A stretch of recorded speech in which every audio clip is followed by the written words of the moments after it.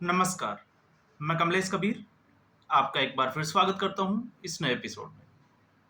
आज के इस एपिसोड में हम बात करेंगे बिहार में वोटर अधिकार यात्रा की, क्योंकि वोटर अधिकार यात्रा में जिस तरीके से एमके स्टालिन और रेवंत रेड्डी को बुलाया गया,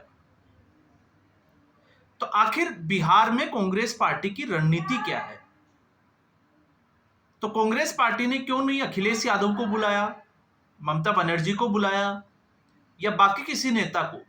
या कांग्रेस पार्टी की हम बात करें तो कांग्रेस पार्टी में भी ऐसे बहुत सारे नेता हैं, फिर चाहे वो सचिन पायलट हो या फिर जीतू पटवारी जैसे नेता हो। आखिर इन लोगों को बिहार में क्यों नहीं बुलाया गया?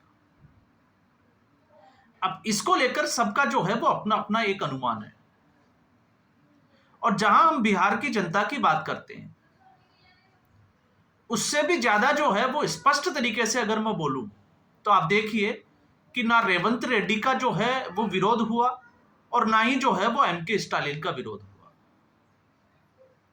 अब इसके पीछे दो कारण हो सकते हैं। एक हो सकता है कि बिहार की जनता जो है वो इसको सीरियस ना ले रही हो, या फिर हो सकता है कि इस रैली में जो लोग आ रहे हैं वो सिर्फ और सिर्फ आरजेडी और कांग्रेस पार्टी के समर्थक हो। क्योंकि अभी तक अगर हम देखते हैं तो जिस तरीके से वोट चोरी का ये जो मुद्दा बनाने की कोशिश थी और जिस तरीके से लग रहा था कि कांग्रेस पार्टी और आरजेडी इसको धरातल तक जो है वो लाने में कामयाब होंगे, वो फिलहाल जो है वो दिखाई बिल्कुल नहीं देता है। और जैसे जैसे, क्योंकि अगर आप यात्रा जैसे जैसे आगे बढ़ रही है, अगर आप दोनों नेताओं का फ्रस्ट्रेशन देखोगे तो फ्रस्ट्रेशन के लेवल से एक चीज तो समझ में आ रही है, क्योंकि यात्रा सिर्फ 1 सितंबर तक चलनी है और इन लोगों को अब लगने लगा है कि इनका मुद्दा काम नहीं कर रहा। तो जहां मुद्दा बनाने की कोशिश की जा रही थी उसके विपरीत कांग्रेस पार्टी ने एक बड़ा मुद्दा जो है वो भारतीय जनता पार्टी और जेडीयू को दे दिया। और वो मुद्दा था, आपको पता ही होगा, कल जिस तरीके से प्रधानमंत्री नरेंद्र मोदी को पर्सनल टारगेट किया गया। तो अब यह मुद्दा जो है वो बहुत बड़ा मुद्दा बनने वाला है। अब जब मैं ये कह रहा हूं कि वोट जो चोरी का मुद्दा है, वोटर अधिकार यात्रा, ये इतना कारगर साबित क्यों नहीं हुआ, तो इसके पीछे अगर आप फैक्ट्स की बात करेंगे तो फैक्ट्स ये कहते हैं अभी तक, क्योंकि एसआईआर की प्रक्रिया और उसके बाद अगर कोई आपकी प्रक्रिया में आपका नाम जो है वो आप कट गया किसी कारण से, या फिर और कोई वजह से जो है वो आपके मतदाता सूची में नाम नहीं आया, तो आपको जो है वो एक महीने का समय मिला था उसमें सुधार की प्रक्रिया के लिए। अब ऑलमोस्ट जो है वो 27 से 28 दिन जो है वो जा चुके हैं। तो फिर आंकड़े क्या कहते हैं?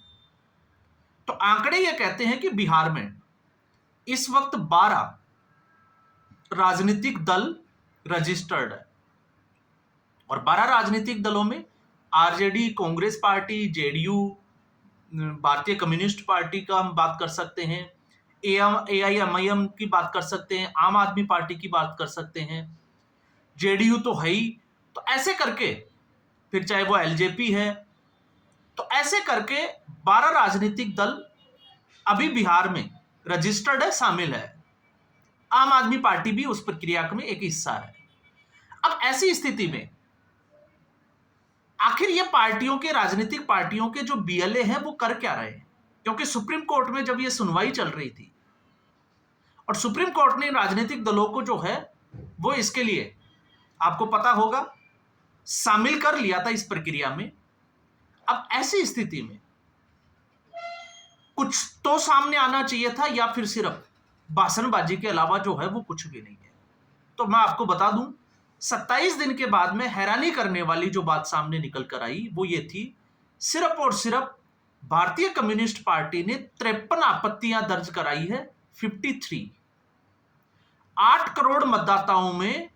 और आप सोचिए कि जो पार्टियां जोर शोर से 65 लाख मतदाताओं के नाम काटे जाने का विरोध कर रही थी, उस मुद्दे को जोर शोर से उठा रही थी, उन दोनों पार्टियों की तरफ से एक भी आपत्ति दर्ज नहीं कराई है, तो आखिर इनके बीएलए ग्राउंड पे क्या कर रहे हैं? या तो उनको गड़बड़ियां नहीं मिली, या फिर उनको लगता है कि अगर झूठ का नैरेटिव चलाया तो आपको हलफनामा देना पड़ेगा, और अगर हलफनामा दिया गया और आपकी चोरी पकड़ी गई झूठ बोलने की, तो फिर आपको कम से कम 7 साल की सजा का प्रावधान है। इसलिए 1 तारीख से पहले जितनी नरेंद्र मोदी को गाली दे सकते हैं, लोकतांत्रिक संस्थाओं को क्यों दे सकते हैं? क्योंकि अब सिर्फ जो है वो इस देश में एक ही मुद्दा है राहुल गांधी के सामने। राहुल गांधी सिर्फ एक 2029 के चुनाव तक जो है वो राजनीति में दिखाई देंगे। अगर इस चुनाव में 2029 में कांग्रेस पार्टी अच्छा नहीं कर पाती है, तो आप समझ लीजिएगा कि कांग्रेस पार्टी में राहुल गांधी नाम का दी एंड हो जाएगा। अब उसको बचाने के लिए कांग्रेस पार्टी इस वक्त किसी भी हद तक जा सकती है, ये किसी को भी गाली दे सकती है, किसी भी संस्था के ऊपर आरोप लगा सकती है। और जब आरोप लगाती है तो आप सोचकर देखिए, अब 2014 में उससे भी पहले जो है वो गुजरात के चुनावों तक चली जाती है कि वोट चोरी जो है वो गुजरात की धरती से हुई है। थोड़ा हास्यास्पद है, लेकिन क्या करें, 1970 में 19 जून 1970 को एक ऐसे ही महान वैज्ञानिक की जो है, या हम कहें कि उसका जन्म हुआ था इस पावन धरती के ऊपर, जिसके मुंह से इस तरीके के तर्क जो है वो हम लोगों को सुनने को मिल रहे हैं। और ये बहुत गंभीर मसला होना चाहिए कांग्रेस पार्टी के लिए। तो आरजेडी को ये हम कह सकते हैं जिस तरीके से, क्योंकि जब हम 2014 से लेकर 2017 तक जाते हैं, तो 2017 में उत्तर प्रदेश में 2 लड़के, क्योंकि उस वक्त समाजवादी पार्टी की सरकार थी, तो सारी सरकारी मशीनरी समाजवादी पार्टी के साथ थी, तो यूपी में 2 लड़के आए, अखिलेश यादव और राहुल गांधी। तो राहुल गांधी, आप मानकर चलिए, पारस की उपाधि तो हम दे नहीं सकते, क्योंकि पारस आपको पता है लोहे को सोना कर देता है, लेकिन यहां तो राहुल गांधी जिसके साथ खड़े होते हैं उसको भी अपने जैसा ही कर देते हैं। अखिलेश यादव 2017, तो 2017 में आखिर आप वोट चोरी की बात क्यों नहीं करते हो? वहां भी करनी चाहिए, क्योंकि अखिलेश यादव सत्ता में थे उत्तर प्रदेश में, लेकिन वो कहते हैं ना कि अपने फायदे के लिए ऐसे फैक्ट्स उठाने की कोशिश की जा रही है जिससे पूरी दुनिया में नरेंद्र मोदी को बदनाम किया जा सके, भारत के लोकतंत्र को निशाने पर लिया जा सके। और ऐसी स्थिति में आप देखिए, उद्धव ठाकरे से हाथ मिलाया। आज उद्धव ठाकरे की स्थिति क्या है? अभी जो है वो छोटे से कॉरपोरेशन के चुनाव हुए, एक भी सीट नहीं मिली राज ठाकरे और उद्धव ठाकरे की पार्टी टूटी सो अलग। तो जिससे भी हाथ मिलाया उसका क्या असर हुआ? और 1 महीने पहले तक आरजेडी और जो मुकाबला नीतीश कुमार के बीच में हो रहा था, अब वो सीधा शिफ्ट कर दिया राहुल गांधी बनाम नरेंद्र मोदी। और जब जब राहुल गांधी बनाम नरेंद्र मोदी होगा, नरेंद्र मोदी का बाजी मारना तय है। तो फिर सवाल यह उठता है कि आखिर ऐसी कौन सी रणनीति थी जिसके तहत एमके स्टालिन को बिहार में बुलाया गया? क्योंकि एमके स्टालिन और उसकी पार्टी के नेता, 2 चीजें समझनी होगी हमें। एक, वहां के जो मंत्री थे, जब बिहारियों के साथ मारपीट की गई वहां पर बिहारी लोगों के साथ, तो यह स्टेटमेंट दिया गया कि बिहार के लोग सिर्फ शौचालय साफ करने के लिए आते हैं या पानी पूरी बेचने के लिए आते हैं। अब बिहार में उनका विरोध नहीं हुआ, हम उसमें नहीं जाते। और यह बहुत अच्छी बात है कि लोगों ने जो है वो जिस तरीके से कांग्रेस की भाषा से ली इस वक्त सामने आ रही है, उस तरीके से उसका जवाब नहीं दिया। लेकिन समझने वाली बात यह है कि एमके स्टालिन के बिहार आने से कांग्रेस पार्टी को फायदा है या आरजेडी को नुकसान है, यह समझना बड़ा इंपॉर्टेंट है। तो लग तो यह रहा है कि कांग्रेस पार्टी अपने फायदे के बजाय आरजेडी को कमजोर कर रही है।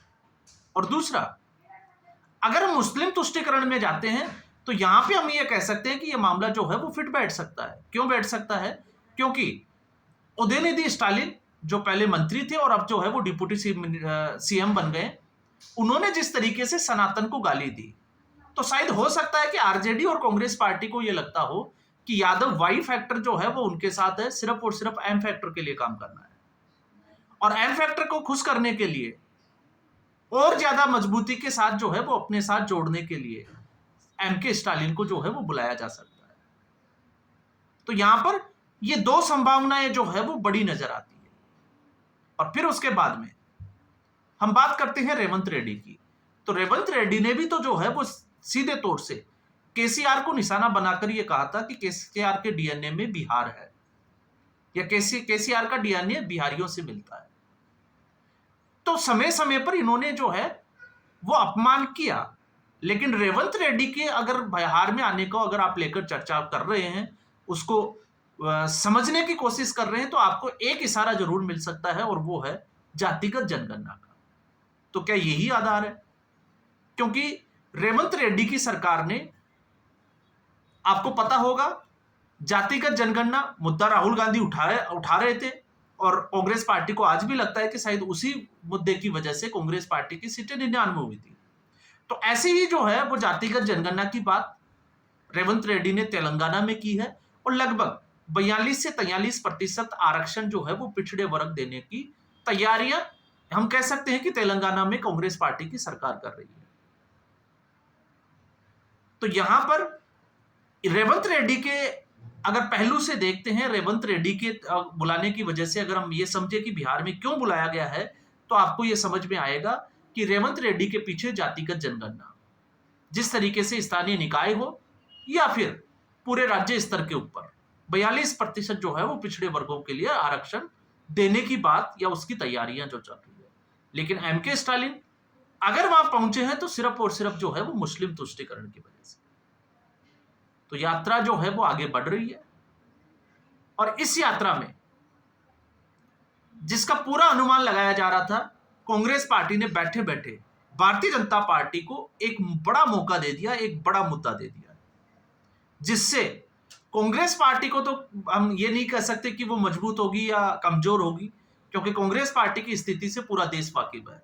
लेकिन आरजेडी, क्योंकि आरजेडी के पास एक ही चीज थी, या तो लालू का राज या फिर जंगल राज, और उसमें जहां तेजस्वी खड़े थे, तो वोट चोरी के मुद्दे से चारा चोरी का जो मुद्दा है, शायद आरजेडी ने अनुमान नहीं लगाया होगा कि वो भी इतना मजबूत हो सकता है। और आप देखिएगा जेडीयू और भारतीय जनता पार्टी चुनावी मैदान में जिस तरीके से उतरेगी, उसके बाद में क्या होगा।